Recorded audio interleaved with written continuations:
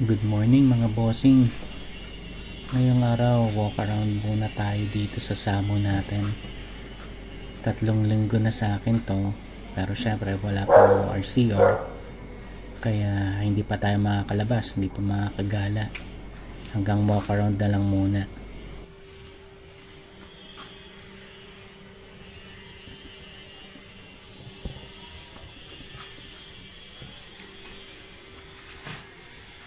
Sa video natin ngayon siguro discuss ko sa inyo yung mga bagay na nagustuhan ko dito sa Samurai. Tsaka yung mga bagay na hindi ko rin masyadong nagustuhan or gusto kong palitan pag nagkaroon ng pagkakataon.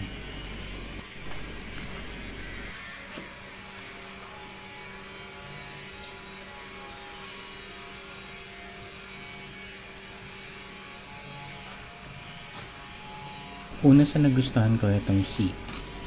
Kita nyo naman ang ganda, parang kakaiba yung design, parang may stitchings dito sa gitna, medyo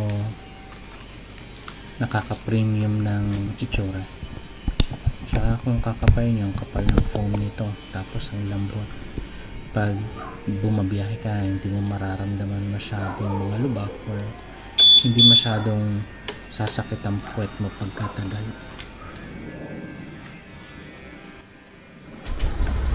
Sunod sa nagustuhan ko rito is yung tambucho, hindi masyadong maingay. Hindi katulad ng MK400 ko, pag binuksan mo mabubulabog mo ang kapitbahay.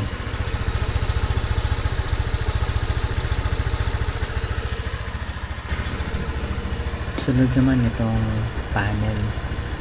Gusto ko yung itsura ng panel nito. Ang ganda ng kulay, buhay na buhay.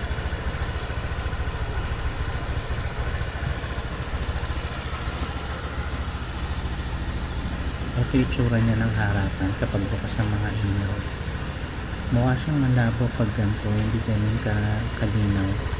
Pero pag gabi, kontento naman ako sa buga ng ilaw nito. Dito isisingit ko yung kuha ko ng gabi para makita niyo kung paano ang buga ng ilaw kapag madilim. Ngayon naman boss, papakita ko sa inyo ang itsura ng ilaw, kung malakas ba.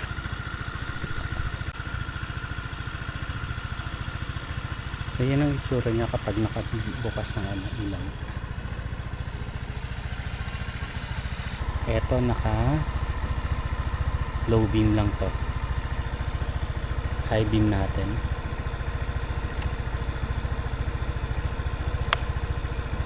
Low beam, high beam.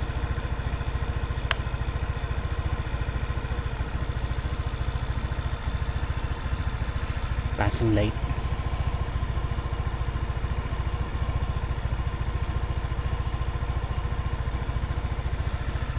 Ito i-harap natin sa mas malayo ng konti.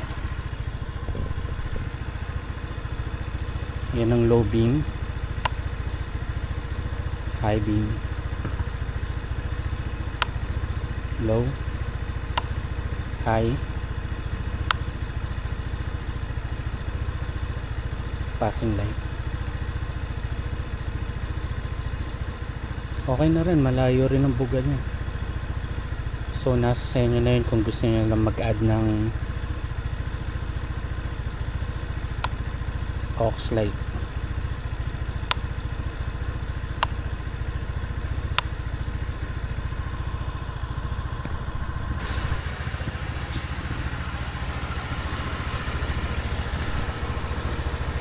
Ngayon naman banggitin ko yung hindi ko masyadong nagustuhan. Una sa hindi ko nagustuhan dito yung throttle niya, parang medyo maluwag. Sunod na hindi ko nagustuhan dito is yung salamin, para kasi may grado. Ito papalitan ko to.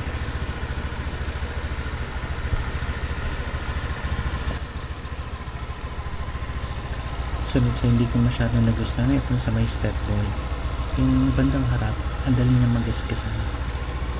Hindi ko pa alam kung anong gagawin ko rito, kung pwede ba ito iparap or kung ano man, hindi ko pa alam. Pero hindi ko gusto na madaling siyang magasgasan. Sunod na hindi ko nagustuhan itong mga screws. Ang ganda ng motor, pero itong screws parang masyadong mukhang normal. Papalitan ko to siguro ng mga titanium bolts kung pwede. Comment naman kayo kung siya pwede magpapalit ng mga bolts. Thank you.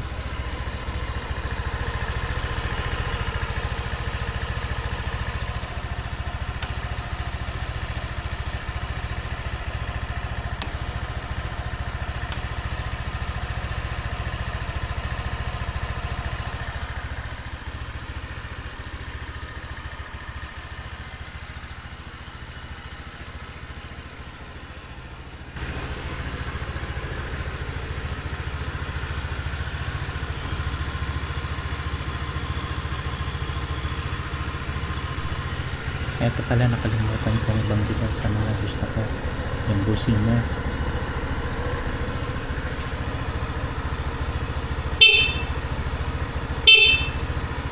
Tingin ko malakas naman siya, kontento na ako dito, hindi ko ito papalitan.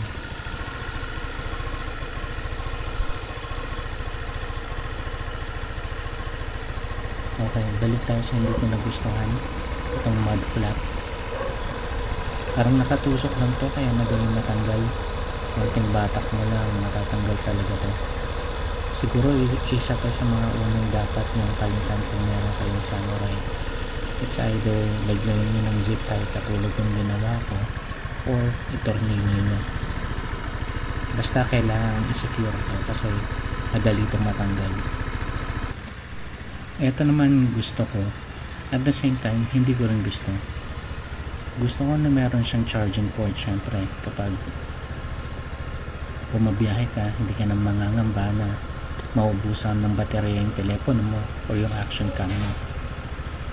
Ang gusto ko sana is yung charging port andito sa kabila, yung sa may cover na bulsa, para sabihin na natin umulan, makakapag-charge ka ng secure yung telepono mo dahil ilalagay mo lang siya sa loob ng bulsa.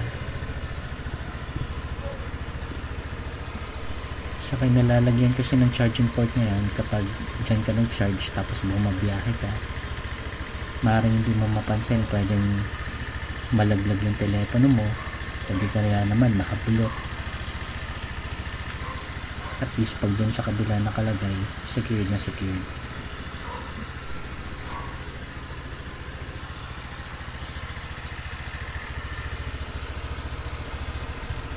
Isa pa sa hindi ko nagustuhan, itong utility box. Hindi kasyang full face helmet dito. Medyo nalilitan ako dito. Mapapalagay ka talaga ng top box.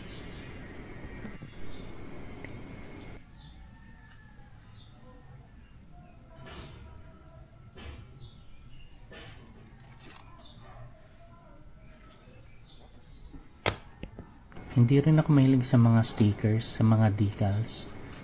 Malamang tatanggalin ko rin tong mga branding ng Euromotor tsaka Samurai.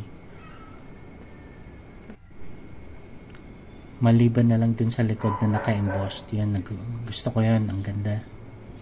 Premium ang itsura. Sa pangkalahatan, okay talaga tong si Samurai. Ang ganda ng itsura niya. Yung mga hindi ko nagustuhan dito, madaling remedyohan. Kung magpapalit ka ng mga parts, mura lang yung mga papalitan mo.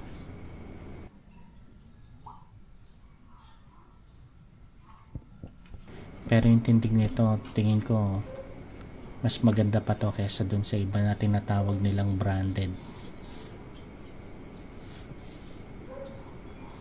So hanggang dito na lang po muna.